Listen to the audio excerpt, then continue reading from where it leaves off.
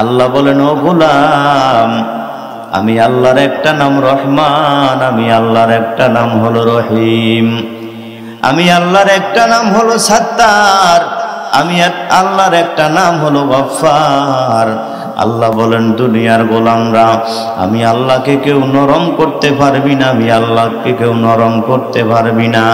তবে হ্যাঁ, চোখের পানি যদি আমি আল্লাহর ভয়ে মুনাজাতের মধ্যে ছেড়ে দিতে পারো, আর শেষ পর্যন্ত আখিরি বয়ান একবারে শেষ পর্যন্ত ময়দানের মধ্যে বসে থেকে তওবার মতো তওবা যদি করতে পারো, আর বলো, মালিক, আমার মতো অন্যায়কারী, আমার মতো জালেম, আমার মতো গুনাহগার পৃথিবীর বুকে আর কেউই নাই, নিজের আমিত্বকে আমার মালিকের সামনে মিটাইয়া যদি বলতে পারো, মালিক, তুমি আমার জিন্দিগির গুনাহগুলো মাফ করে দাও, আজ থেকে তওবা করলাম, জিন্দিগিতে আর কোনোদিন ইচ্ছাকৃতভাবে গুনাহ করব না।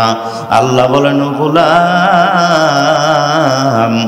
আমার দরবারে যদি খাঁটি অন্তরে তওবা করে চোখের পানি ফালাইয়া কান্নাকাটি করতে পারো, আমি মালিক এমন দয়ার মালিক, তোমার চোখের পানিগুলো আমি আল্লাহ কবুল করে তোমার নামটাকে আমি আল্লাহ জান্নাতের মেহমানদের খাতায় লিখে দিব।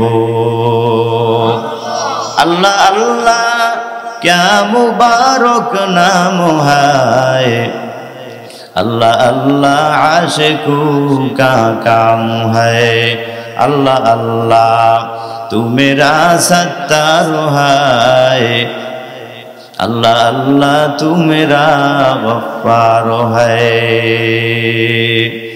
পৃথিবীতে আল্লাহ আল্লাহ রসুল ছাড়া আপনার আমার আপনার কেউ নাই। আল্লাহর চাইতে আপন কেউ আছে? আল্লাহর চাইতে বড় জ্ঞানী আর কেউ আছে? এক বান্দা রাস্তা দিয়ে হেঁটে যান, কিছু দূর যাইতে যাইতে তাকে দেখে রাস্তার কিনারায় কদু গাছ। চিনেননি কদু গাছ? গাছ হলো ছোট, ফল হলো অনেক বড়। এই কথা বলে বলে বান্দা বলে, আল্লাহ তোমার ইনসাফ হয় না, তুমি একজন বেইনসাফি। নাউজুবিল্লাহ বলেন। কিছু দূর যাওয়ার পর তাকে দেখে বিশাল একটা বট গাছ, ফল ছোট না বড়। কদু গাছ দিল ছোট, ফল দিল বড়। এদিকে বট গাছ দিল অনেক বড় লম্বা, কিন্তু ফল দিল অনেক ছোট। এটা তোমার ইনসাফ হয় নাই, তোমার ইনসাফ হয় নাই। এমন কথার নামে কথা বলে বান্দা বট গাছের নিচে টান টান করে শুয়ে পড়ল। কিছুক্ষণ পর একটা পাখি আইসা ফাঁকা একটা বট ফলের উপরে আঘাত করলো। বট ফলটা বান্দার নাকির উপরে পড়লো। ঘুম ভেঙ্গে গেল। কানে দইরা তওবা কইরা কয়, মালিক, তোমার আমার কথা অনুযায়ী তুমি যদি আজকে বড় গাছে বড় ফল দিয়া দিতা, ছোট গাছে ছোট ফল দিয়া দিতা, আজকে বিশাল একটা কদু লাউ যদি আমার নাকের ডগায় পড়তো, আমি জাগাই তো বেড়ে হয়ে যাইতাম, দুনিয়ার জমিন থেকে খতম হয়ে যাইতাম। ও মালিক, তোমার মতো জ্ঞানী কেউ নাই। আল্লাহর মতো জ্ঞানী কেউ আছে?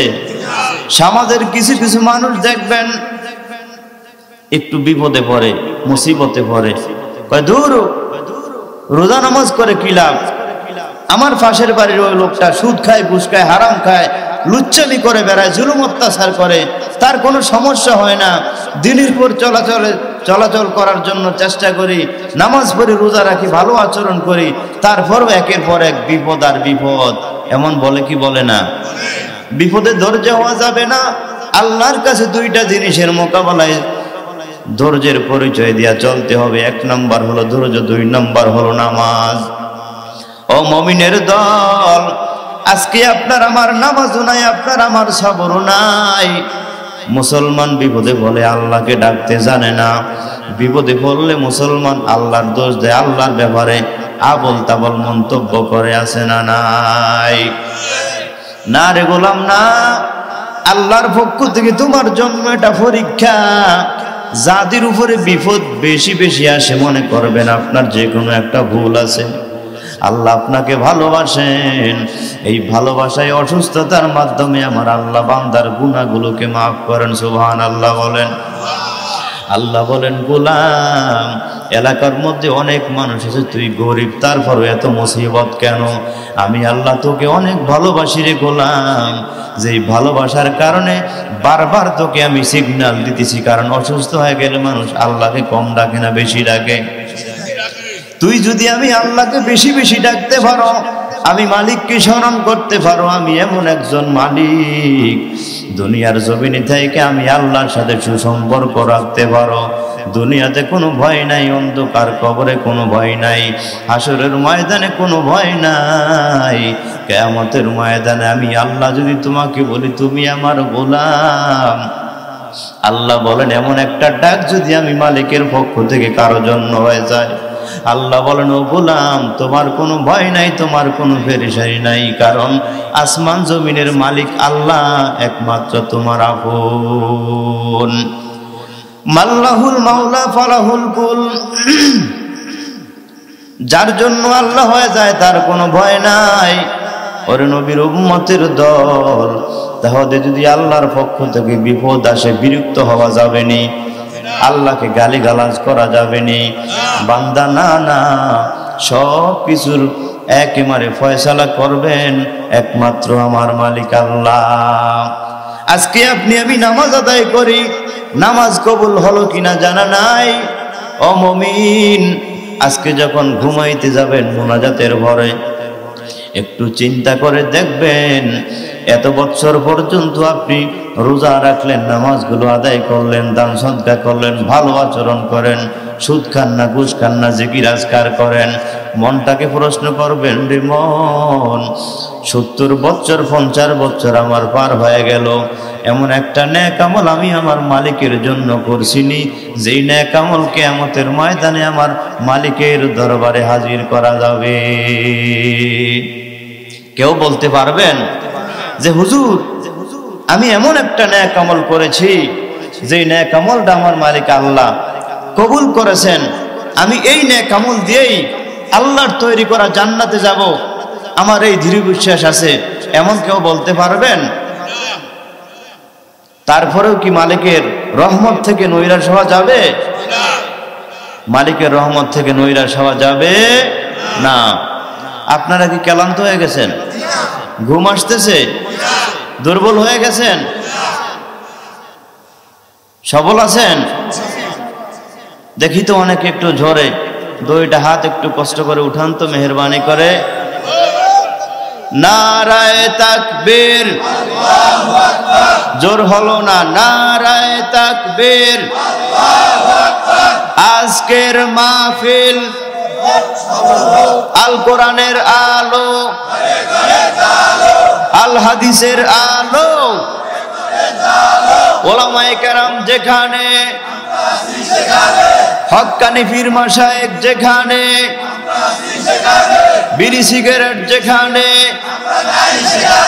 নারায়ে তাকবীর, আল্লাহু আকবার। হাত নামান, আল্লাহ সব ভাইকে কবুল করেন, সকলে বলি আমিন। আমি আগেই বলছি, দিন ধর্মের কোনো কিছু যদি ভালো লাগে, করতে মন চায়, মনে মনে মনে মনে ভাববেন যে আমার এই করাটা আল্লাহ পছন্দ করেছেন। 3টা ব্যক্তির 3টা উপমা দিলেই বুঝতে পারবেন, তাদের মতো যদি আপনি আমিও যদি এমন একটা নেক আমলের উপর অটুট থাকতে পারি, কারণ মা বাবাও জান্নাত কামাই করার জায়গা, মুসলমানদের সাথে ভালোবাসার বন্ধন রাখাও এটা মানুষের সাথে ভালোবাসার একটা জায়গা, আল্লাহ ভাবার স্থান, জিকির আজকার করার মাধ্যমেও মালিককে পাওয়া যায়, তেলাওয়াতে কোরআনের কারণেও মালিককে পাওয়া যায়। হাসরের ময়দানে এক একটা রাস্তা যার কাছে খুব ভালো, প্রত্যেকগুলোই আল্লাহর তৈরি দেওয়া বিধান, তবে এক একজন মানুষের কাছে এক একটা জিনিস প্রিয়, যার কাছে যে জিনিসটা প্রিয় এমন এক বান্দাকে রব্বুল আলামিন হাসরের ময়দানে কোন কোন মানুষকে কোরআন তেলাওয়াতের মাধ্যমে আল্লাহ পাক তার কোরআন তেলাওয়াতটা তার কাছে খুব ভালো লেগেছে, এই কারণে আল্লাহ পাক তেলাওয়াতের কারণে তাকে ক্ষমা করবেন। কারো জীবনে নামাজ পড়া পছন্দের ছিল, এই কারণে রব্বুল আলামিন তাকে ক্ষমা করবেন নামাজের কারণে। কারো কাছে জীবনে আপনার রমজানে রোজা রাখা প্রিয়, এই কারণে মালিক রমজানে রোজার কারণে তাকে জান্নাত দিবেন।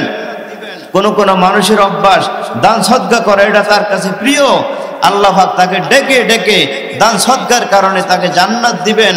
সমাজের মাঝে কোনো যদি ভেজাল হয়, ঝামেলা হয়, কিছু কিছু মুমিন সত্য মুসলমান আছেন যারা সুদ খায় না, টাকা পয়সা খায় না, একেবারে সুন্দরভাবে মানুষের মাধ্যমে ফয়সালা করে, আছে না নাই? আল্লাহ পাক এই ন্যায় বিচারকারী যারা, তাদেরকে ওই ন্যায় বিচার করার কারণে জান্নাতে পৌঁছাবেন। এবং দিনের ভালো ভালো কিছু কাজ আছে, অনেকগুলো হইতে পারে। এবং কিছু কিছু মানুষ আছে ইচ্ছাকৃতভাবে আপনার বেপরদায় চলে না, এই কারণে রব্বুল আলামিন আপনাকে আমাকে ক্ষমা করবেন।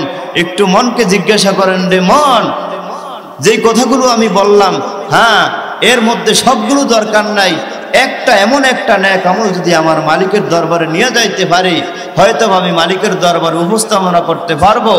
আর যদি উপস্থাপনা করতে না পারি, তাহলে আপনার আমার সব আমল বৃথা হবে। এজন্য আজকে থেকেই আলোচনা শোনার পরেই অন্তরকে বলতে হবে যে মন, আজকে থেকেই আমি প্রত্যেকটা দিনের কাজের উপরে, ফরজিয়াতের উপরে, নফলিয়াতের উপরে জোরদার করে সুন্দরভাবে চলার চেষ্টা করব।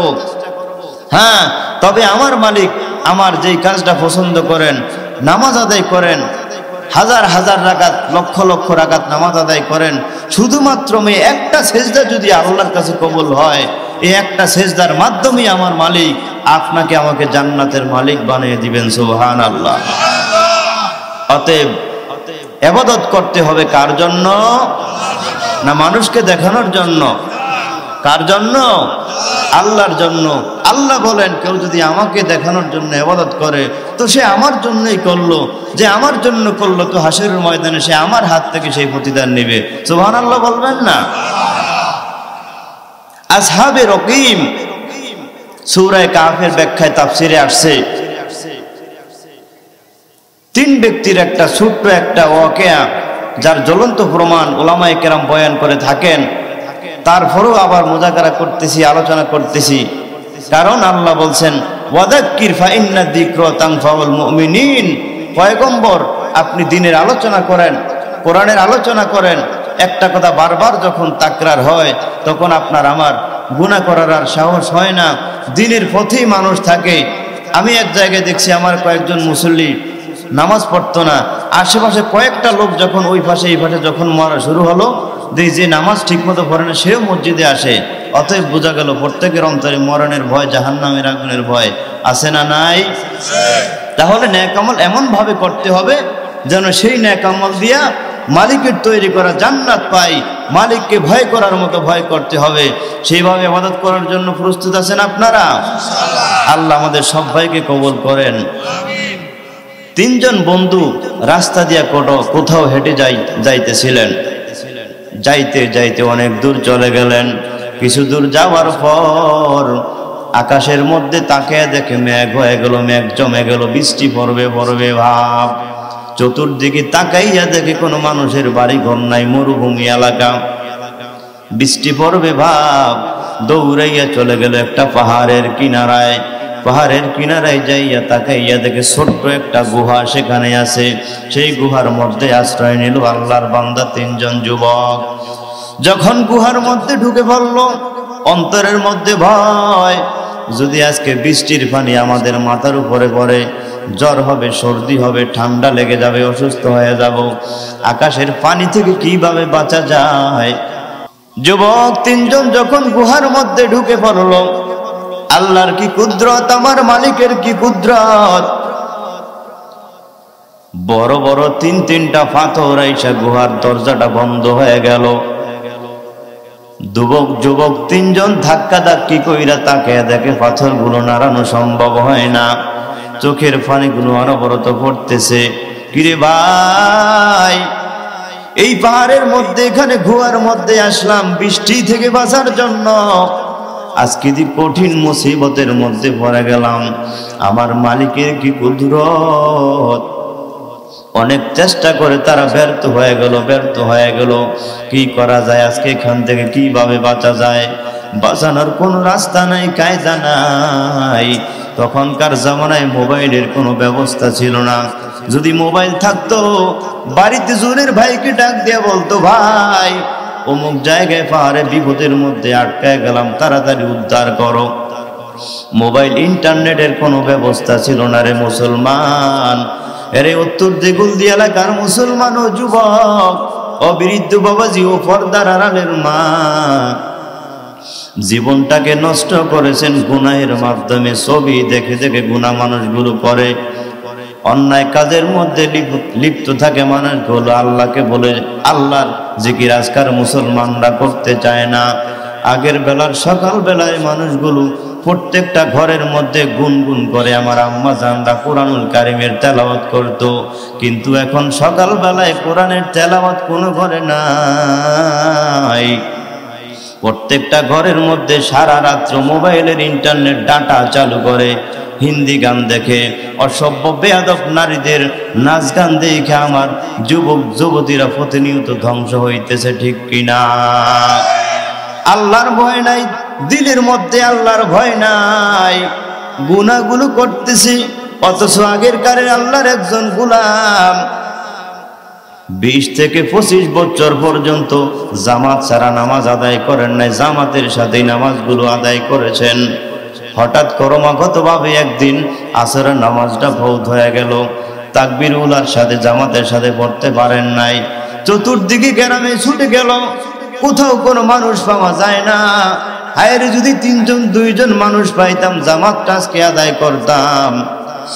কিন্তু আজকে প্রায় 20 বছর হয়ে গেল জামাত ছাড়া আমি আল্লাহর নগণ্য গোলাম, নামাজ আদায় করি না, জামাত ছাড়া আদায় করি না। আজকে আমার কি অবস্থা হলো? কোনো মানুষ পায় না, একা একই নামাজগুলো আদায় করলো জামাত ছাড়া। অনেকে বলেন এই নামাজটাকে 5 থেকে 7 বার, কেউ বলেন 10 বার তিনি আদায় করলেন।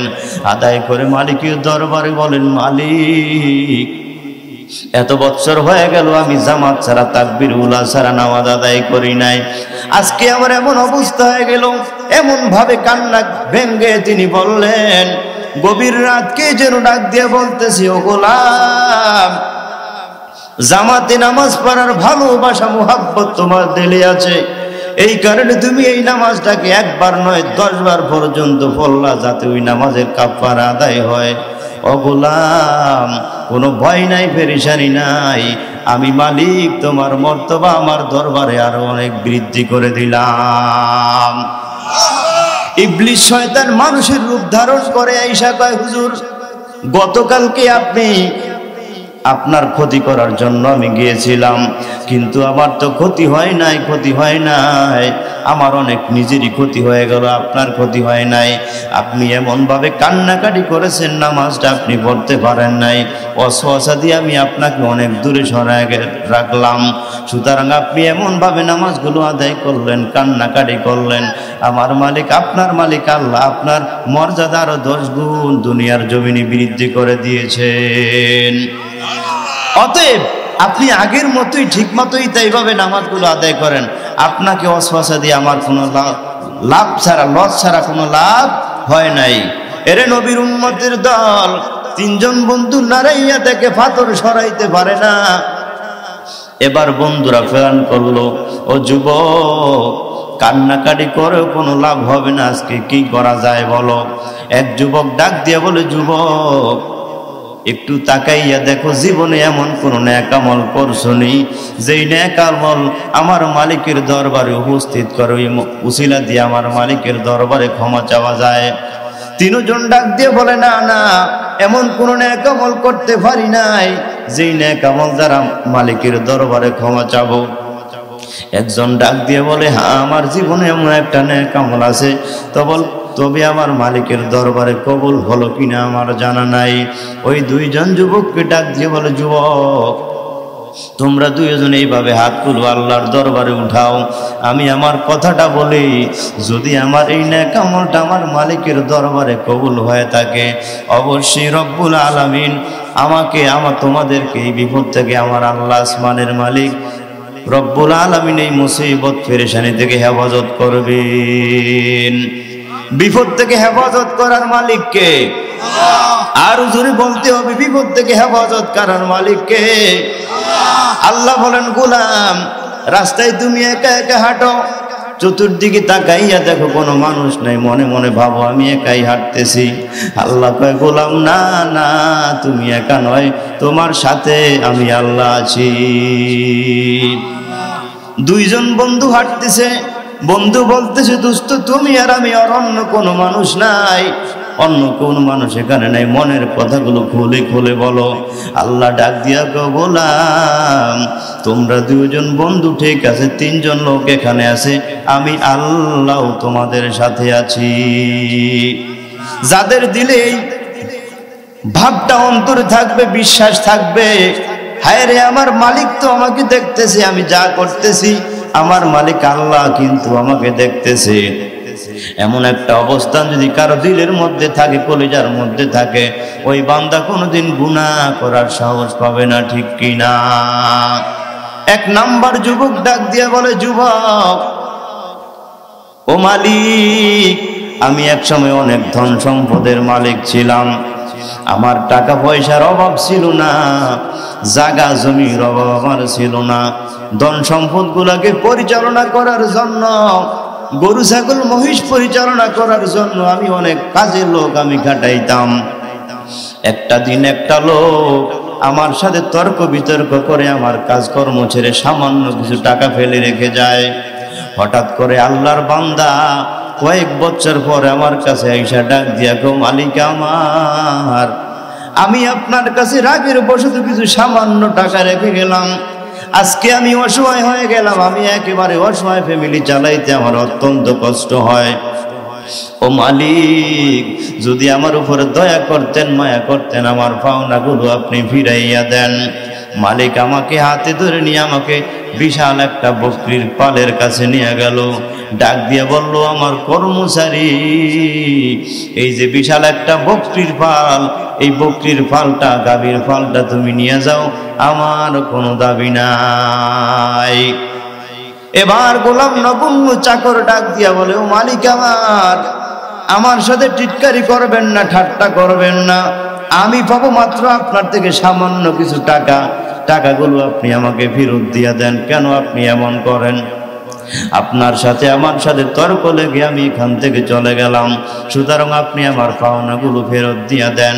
ওবার মালিক ডাক দিয়া কেউ, আমার কর্মচারী যেই টাকাটা তুমি আমার কাছে আমানত হিসেবে রেখে গেলা, রাগের বসে তো চলে গেলা, টাকাগুলোকে আমি এমনি এমনি বসাইয়া রাখি নাই, আমার থেকে কিছু টাকা দিয়ে আমি একটা বকরি কিনলাম, সেখান থেকে দুইটা তিনটা, সেখান থেকে বছর বছর, আজকে পাল একটা পাল হয়ে গেল, আজকে এই পালটা তোমার, আমার নিজের অর্থায়নে নিজের টাকা পয়সা দিয়ে আমি পরিচালনা করলাম, আমার কোনো দাবি নাই, আমার কোনো দাবি নাই, যাও যাও তুমি এই ফলটা নিয়ে যাও, তোমার জন্য আমার বড় মায়া লাগে, ভালো লাগে, তুমি অনেক ভালো একজন মানুষ ছিলা, তুমি আমার এই যে বিশাল পালটা তুমি নিয়ে যাও, আমার জন্য দোয়া করবা, তোমার ফ্যামিলিকে সুন্দরভাবে পরিচালনা করো, এই বকরির পালের উপরে আমার কোনো দাবি নাই। এবার ওই যে দুইজন যুবক বলে, আল্লাহুম্মা আমিন। এই যে কবুলিয়ত একটা নেক আমল, এমন কোন দুনিয়ার মানুষ আপনি পাবেন না যে সামান্য কিছু টাকা নিজের থেকে দিয়া বকরি কিনে এইভাবে বিশাল একটা ফাল করে অন্য একজনকে দিয়া দিতে পাবেন নাকি? অবশ্যই কবুলিয়ত একটা আমল। রব্বুল আলামিন যখন এই ওসিলা দিয়ে আমার মালিকের দরবারে যখন এই আল্লাহর কাছে চেয়েছেন, কিতাবের মধ্যে লেখে তিনটা পাথরের একটা পাথর অটোমেটিক জায়গা থেকে এমনি এমনি সরে গেল। পাথর আছে আর কয়টা? মানুষ আছে কয়জন? আর দুইজন বাকি আছে, নারে দেখে না, সম্ভব না, সেখান থেকে বের হওয়া সম্ভব নয়। এবার 2 নম্বর যুবককে ডাক দিয়া বলে, যুবক জীবনে তোমার জীবনে এমন কোন নেক আমল আসেনি, একটু উপস্থাপনা করো, না হয় আজকে এই ময়দান থেকে যাওয়া যাবে না। মোবাইলের ব্যবস্থা নাই রে যুবক, মা বাবাও জানে না, চিল্লাইয়া যদি মরেও যাও, অনেক দূরে পাহাড়, এখান থেকে রাস্তার মানুষ শুনবেন, এখানে এই রাস্তা দিয়ে তেমন একটা মানুষও যায় না, ঘনবসতিও না, এবার 2 নাম্বার যুবক ডাক দিয়ে বলে, মালিক আমার জীবনে একটা নেক আমল আছে, তবে কবুল হয়েছে কিনা আমি জানি না। 2 জন যুবক ডাক দিয়ে বলে, কেমন নেক আমল, একটু ভালো করে বলো, ভালো করে বলো। এবার যুবক ডাক দিয়ে বলে, 2 নাম্বার যুবক, মালিক এক সময় আমার অনেক ক্ষমতা ছিল, ক্ষমতার কারণে আমি সুন্দরী মেয়ে দেখলে আমি তার উপরে চড়ে বসতাম, তার সাথে জিনা ব্যভিচার করতাম। আমার অনেক ক্ষমতা ছিল, কারণ ক্ষমতা থাকলেই মানুষ জিনা ব্যভিচার করে, আকাম কুকাম করে, ঠিক কিনা? জোরে আওয়াজ দিয়া বলো মুসলমান। এরে নবীর উম্মতের দল, আমি এই বাংলার জমিনের বড় বড় এমপি, মন্ত্রী, নেতা, যারা চেয়ারম্যান মহোদয় আছেন, প্রত্যেকটা এলাকায় সাংগঠনিকভাবে ক্ষমতাশীল দলের যারা নেতা আছেন, তাদের জন্য আমি দোয়া করি, মালিক যাদের ক্ষমতা আছে তারপরেও লোকগুলো জিনা ব্যভিচার করে না, মানুষের উপর জুলুম অত্যাচার করে না, আল্লাহ তুমি তাদের সম্মানকে আরো অনেক বৃদ্ধি করে দাও। কিছু কিছু মানুষ দেখবেন সামান্য ক্ষমতা পাওয়ার পরে তার দিকে তাকানো যায় না, মানুষকে কথাও বলতে দেয় না, যেখানে সেখানে থ্রেট করে, সে নিজেই কথা বলে, অন্য কোনো মানুষকে তার সামনে কথা বলতে দেয় না, আছে না নাই?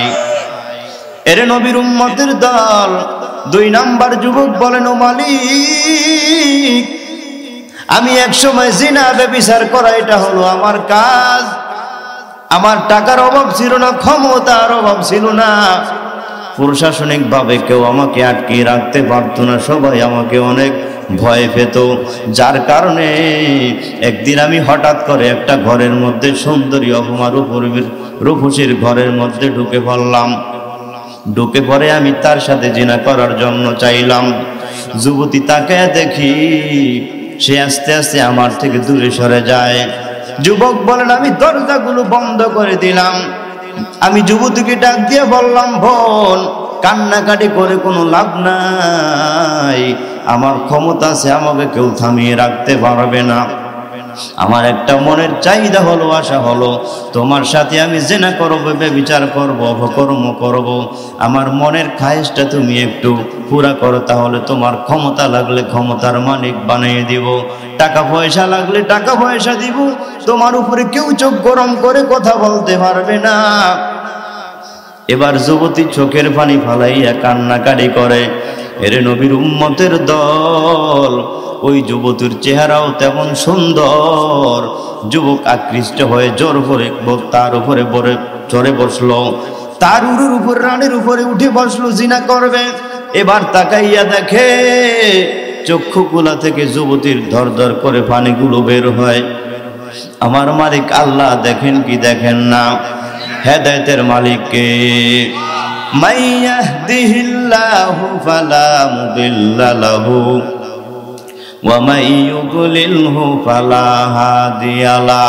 আল্লাহ বলেন, ও গোলাম, আমি আল্লাহ যাকে হেদায়েত দিব, দুনিয়ার কোনো মানুষ তাকে গোমরাহ করতে পারবে না। আমার হেদায়েত যার উপরে হবে না, দুনিয়ার মানুষ মিলে তাকে হেদায়েতের রাস্তায় আনতে পারবে না, ঠিক কিনা? ধরে বলো। 13টা বছর মায়ের নবী রাহমাতুল লিল আলামিন আবু জাহালকে কোরআনের দাওয়াত দিলেন। আবু জাহাল কালেমা পড়ে মুসলমান হয়েছে? এই জামানায় নবী নাই, কিন্তু ওলামায়ে কেরামের জবান থেকে নবীর আদর্শের বয়ানগুলো শুনে শুনে মানুষগুলো সারা দুনিয়াতে প্রতিদিন প্রতিনিয়ত কালেমা পড়ে মুসলমান হয়ে আছে না নাই? এবার যুবক যখন মেয়ের গায়ের উপরে চড়ে বসলো, তাকাইয়া দেখে চোখের পানিগুলো ধর ধর করে পড়তেছে। এবার যুবক ডাক দিয়া কয়, যুবতী রে, জেনার মুহূর্ত, আনন্দের মুহূর্ত, তুমি কেন কান্নাকাটি করো? ব্যাপারটা কিছুই বুঝলাম না। জেনার কত জায়গায় জেনা করলাম, কেউ কান্নাকাটি করলো না, সবাই আমার সাথে হাসাহাসি করলো, তুমি কেন কান্নাকাটি করো? ব্যাপারটা কিছুই বুঝি না। যুবতী ডাক দিয়া বলে, যুবক, ইন্নী আখাফুল্লাহ। আল্লাহু আকবার। ইন্নী আখাফুল্লাহ, আমি আমার মালিক আল্লাহরে বড় ভয় পাই, আমার মালিক আল্লাহকে অনেক ভয় পাই। এর যুবক, আজকে যদি তুমি আমার সাথে জেনা করো, ব্যভিচার করো, তুমি হইবা জিনাকার, আমি হব জিনাকারিনী। তওবা যদি নসিব হয় ভিন্ন কথা, তওবা যদি নসিব না হয়, এমন অবস্থায় যদি তোমার আমার মৃত্যু হয়, কিয়ামতের ময়দানে, হাসরের ময়দানে, নবীদের সামনে, ওলিদের সামনে, ওলামায়ে কেরামের সামনে, হাজার হাজার কোটি কোটি মানুষের সামনে আল্লাহ তোমাকে জিনাকার বলবে, আমাকে জিনাকারিনী বলবে। আল্লাহ যাদেরকে জিনাকার জিনাকারিনী বলে ডাক দিবে, তার উপায় হবে না, জাহান্নামের আগুনে জ্বলতে হবে। ও যুবক, দুনিয়ার সামান্য আগুন সহ্য করতে পারি না, ওই জাহান্নামের আগুন সহ্য করার ক্ষমতা একটা সেকেন্ডও কারো নাই। কারণ কেন জানো? নারুল্লাহিল মুকাদা, আল্লাহ বলেন এটা এমন একটা আগুন, দুনিয়ার আগুন লাগলে মানুষের পশম পরে, তারপরে গায়ের উপরে যেই জামাগুলো আছে সেগুলো পরে। কিন্তু জাহান্নামের আগুন এমন এক ভয়ঙ্কর আগুন, মানুষের শরীরের আগার সাদা সাদি তার কলিজা ভুনা করে ফেলবে, কলিজা ভুনা করে ফেলবে। নাউজুবিল্লাহ। এরে মুসলমান, ওই যে ঢাকার জমিনে তাকাইয়া দেখো, চট্টগ্রামে তাকাইয়া দেখো, দুইটা বিশাল বড় বিল্ডিং এর মধ্যে আগুন লেগে মানুষগুলো, তাজা প্রাণগুলো, যুবকগুলো দুনিয়ার জমিন থেকে চলে গেল। বিবারিয়ার ইতালির এক প্রবাসী ভাই ফ্যামিলি সহকারে তিনি প্রবাসে যাবেন, ইতালি যাবেন, গ্রিন কার্ড সেখানে সরকার থেকে পেয়েছেন। হোটেলের মধ্যে আসলো, আসার পরে গভীর রাত, আগুন লেগে সাতটা তাজা প্রাণ দুনিয়ার জমিন থেকে একেবারে চলে গেল। কোন সময় মৃত্যু হয় রে যুবক? গুনাহের কাজ করিও না, আল্লাহর ভয় অন্তরে ঢুকাও। তাকাইয়া দেখো যুবতীর মতো ঈমান রাখতে পারো কি পারো না। এরে পর্দার আড়ালের আম্মা জান, অনেক জায়গায় শোনা যায় মহিলারা, মেয়েরা পরকীয়া করে। তোমার স্বামী ঘরে আছে, তারপরে কেন অন্য পুরুষের দিকে তাকাও? অন্য পুরুষের সাথে মোবাইলে মেসেঞ্জারের মাধ্যমে, হোয়াটসঅ্যাপের মাধ্যমে মতে কেন চ্যাটিং করো? এরে যুবক ভাই, ভালো করে শুনো রে যুবক, আজকে আমার যুবকরা ধ্বংস হইতেছে একমাত্র মোবাইলের কারণে। যুবকদেরকে মসজিদে পাওয়া যায় না, যেখানে গান বাজনা হয় আমার যুবকদেরকে সেখানে পাওয়া যায়। ভোলার জমিনে, সারা বাংলার জমিনে যেখানে বয়ানে যাই, গাড়িতে থাইকা থাইকা রাত্রিবেলায় তাকায় দেখি আমার যুবক ভাইরা ফেসবুক নিয়ে বিভিন্ন জায়গায় পড়ে থাকে। মনে হয় যেন তার ফেসবুকটাই একেবারে আল্লাহ এবং খোদা। ফেসবুকটাকে অনেক কিছু মনে করে, নামাজ আদায় করতে চায় না। এরে যুবক, কপালে কি তোমার হেদায়েত নেই? হেদায়েত নসিব কি হবে না রে যুবক? অতএব আজকে থেকেই তওবা করতে হবে। এরে আম্মা জান, ওই নারীর মতো যদি ঈমান পরিপূর্ণভাবে রাখতে পারো, কারণ জিনা ব্যভিচার এত খারাপ। আল্লাহ বলেন, ওয়ালা তাকরাবুজ জিনা ইন্নাহু কানা ফাহিশাতাও ওয়া সাআ সাবিলা। আল্লাহু আকবার। আল্লাহ বলেন, মুমিনের দল, জিনা করা তো দূরের কথা, জিনার ধারে কাছেও যাওয়া যাবে না। যারা জিনা করে তারা মুসলমান হইতে পারে না। নবী আমার বলেন, যে এলাকার মধ্যে অপকর্ম হয়, জিনা ব্যভিচার হয়, ও এলাকার উপর আল্লাহর রহমত আসে না। পর্যায়ক্রমে এক এক ধাপে ধাপে রব্বুল আলামিনের পক্ষ থেকে গজব দুনিয়ার জমিনে চলে আসবে। বাংলার জমিনে আগের থেকে বর্তমানে আল্লাহ পাকের গজব কম না বেশি? এই দেশের কিছু কিছু মানুষ আকাম কুকাম করে বেড়ায়, তারপরও নিজেকে নিজে বড় মনে করে। আর হুজুরদের দুর্দশা, যত সমস্যা সব হুজুরদের কারণে আসে না নাই? ও মিয়া, তুমি সুদ খাও, ঘুষ খাও, নামাজগুলো আদায় করতে পারো না। একটা কওমি মাদ্রাসার দাওরে হাদিস পাশ ওলামায়ে কেরাম আলেম কমপক্ষে 5 ওয়াক্ত নামাজগুলো তার দ্বারা হেফাজত হয়। রোজাগুলো রাখে, তাহাজ্জুদের নামাজ আদায় করার চেষ্টা করে, মানুষের সাথে খারাপ আচরণ করার চেষ্টা করে না।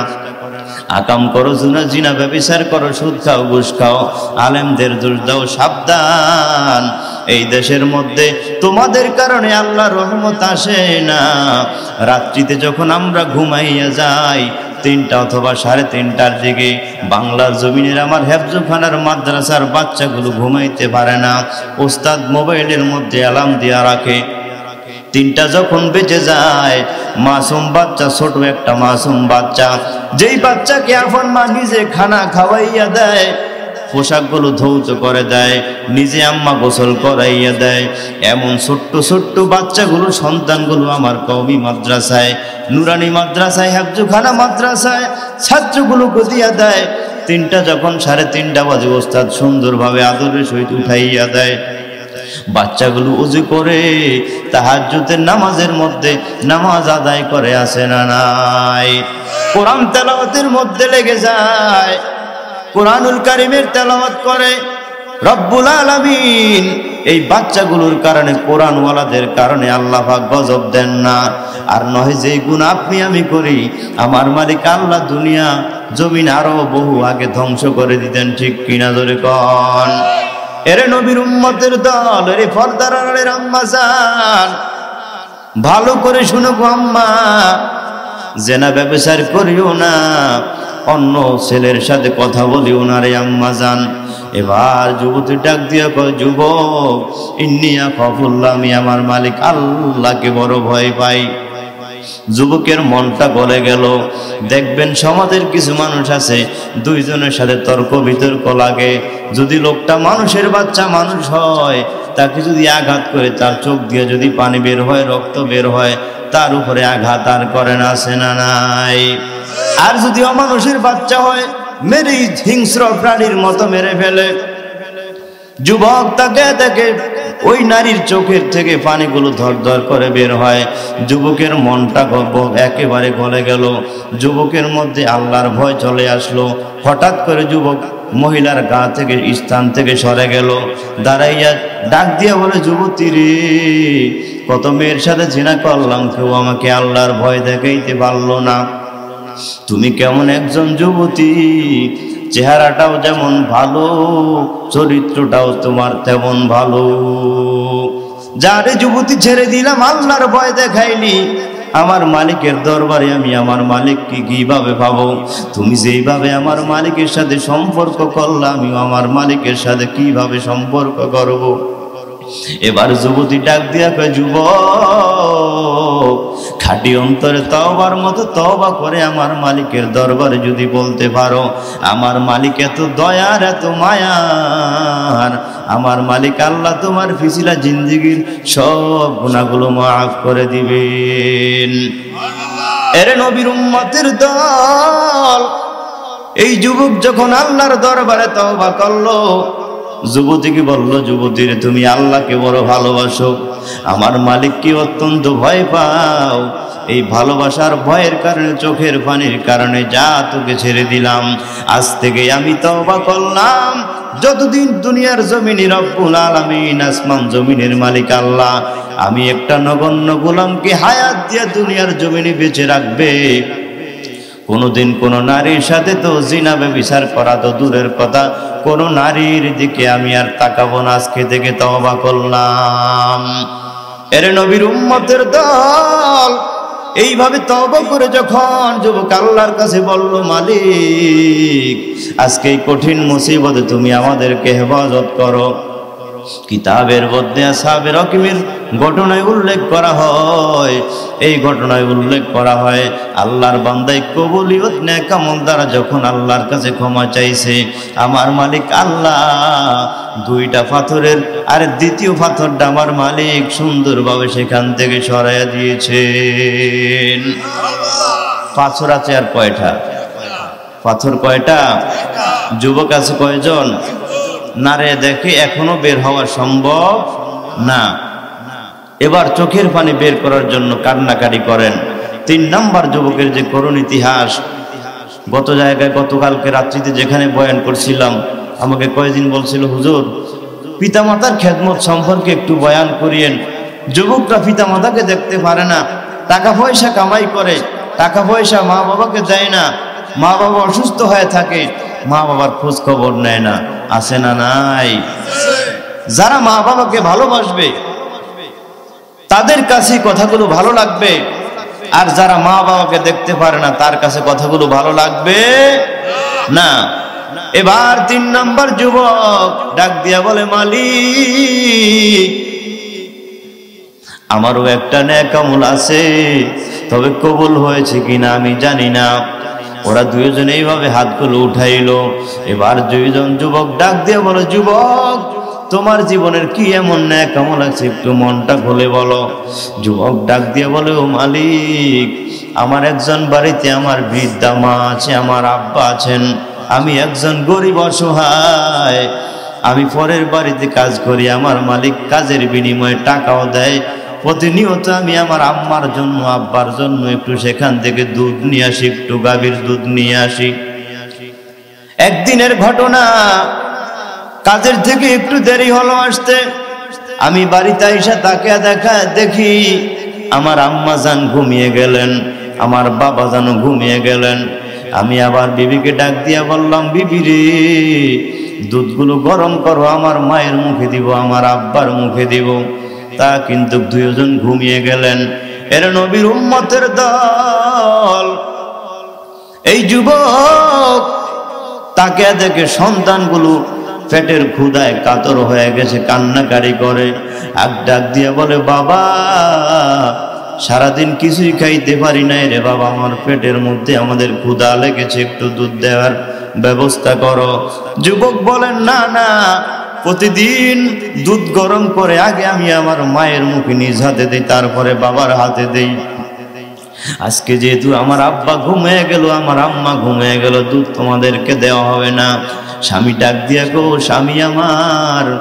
স্ত্রী ডাক দিয়া গো, স্বামী আমার। শাশুড়ি আম্মা তো ঘুমিয়ে গেছেন, আব্বা তো ঘুমিয়ে গেছেন, এটা তো দোষের কিছুই নয়।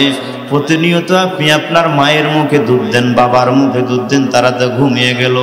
সন্তানগুলো কান্নাকাটি করে, রে স্বামী একটু কি দয়া হয় না, একটু কি মায়া হয় না? যুবক ডাক দিয়া কয়, না আমল পরিবর্তন করা সম্ভব নয়, আমল পরিবর্তন করা সম্ভব নয়। আজকে যদি আমার মায়ের মুখে দুধ না দিয়া, বাবার মুখে দুধ না দিয়া সন্তানগুলোর মুখে দুধ দেই, তোমার মুখে দুধ দেই, আমি নিজে দুধ সেখান থেকে পান করি। আম্মা জান যদি ঘুম থেকে তাকাইয়া দেখে, উঠে দেখে আগে ওরা দুধ পান করেছে, একটা মনে কষ্ট হবে। যদি আসলে এটা কোনো কষ্ট না, যুবকের তাকওয়া কেমন, তাকে দেখেন তাকওয়া কেমন, মা বাবাকে কি পরিমাণ ভালোবাসে।